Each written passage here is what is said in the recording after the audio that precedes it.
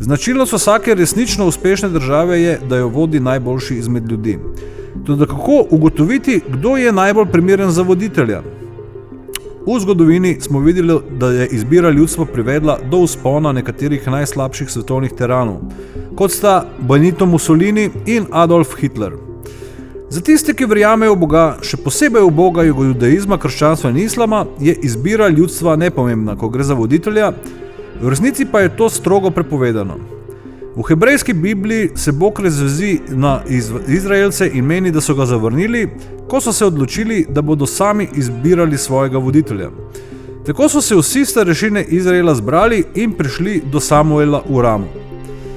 Rekli so mu: starec si in tvoji sinovi naj hodijo po tvojih poteh. Zdaj nam postavi kralja, da nas vodi, kakor ga imajo vsi drugi narodi. Ko pa so rekli, daj nam kralja, da nas vodi, Samuelu to ni bilo všeč. Zato je molil Gospodu in Gospod mu je rekel: poslušaj, vse, kar ti ljudje govorijo, niso zavrnili tebe, temveč so zavrnili mene kot svojega kralja. 1. Samuelova 8, 4. do 7. stih. Tudi v evangelijih je jasno, da ljudje nimajo sposobnosti pravilno izbrati zase, saj so, ko so imeli možnost izbire med svojim odrešenikom in med zločincem, izbrali zločinca namesto svojega kralja in mesije. Imeli so zelo glasnega zapornika, imenovanega Baraba.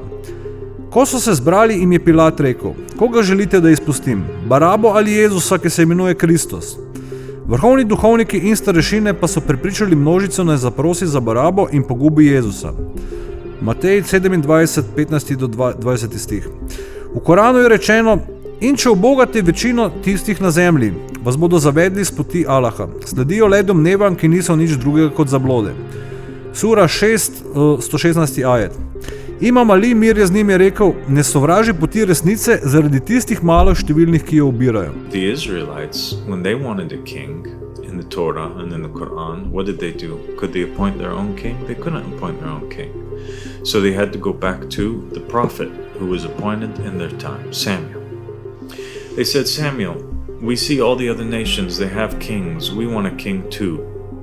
So Samuel had to go back to God, and God told, inspired, instructed Samuel, who was his messenger, to appoint for them Saul.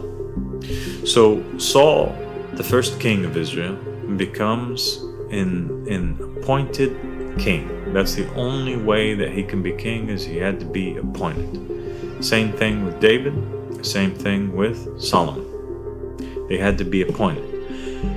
Appointed by who? Appointed by Samuel.